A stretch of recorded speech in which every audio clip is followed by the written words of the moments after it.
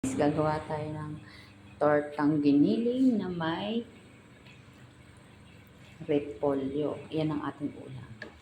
Ayan, mainit na yung ating kawali. Ilagay na natin itong repolyo. Ito tayo ng repolyo. Ito ang ating ulam ngayong tanghali. Hindi ko na siya masyadong tinadtad yung repolyo.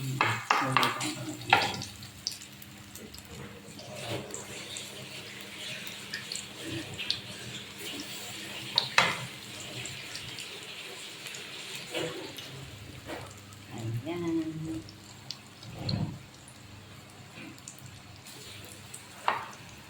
Hanggang mamayang gabi ko na to guys, ulam.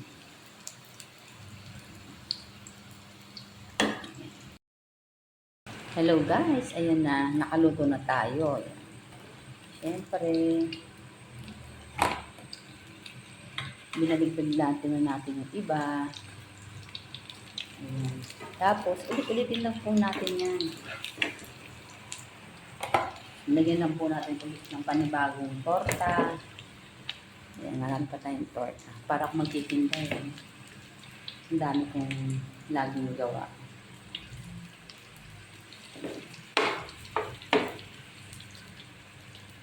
Try ko kung pabigyan ko yung isang putol ko niya.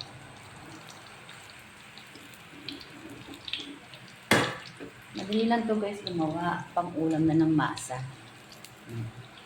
Para makatipid tayo sa ulam natin sa Pilipinas, ganyan po ang gawin natin. Pang maramihan yan.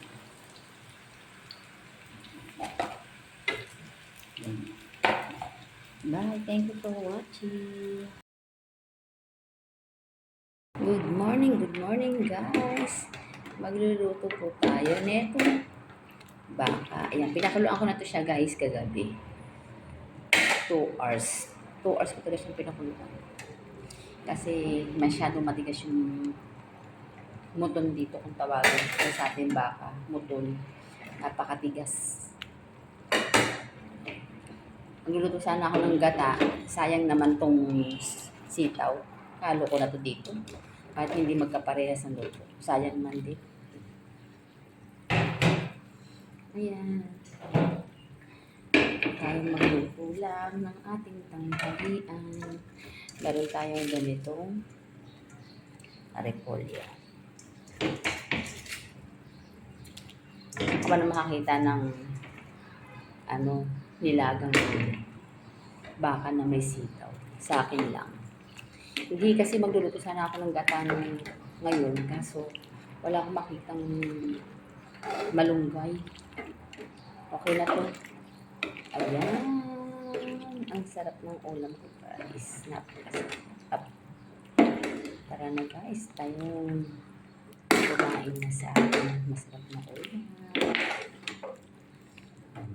Pakuluin lang natin. Tapos maya-maya, pwede na yan. Natimplahan ko na rin siya.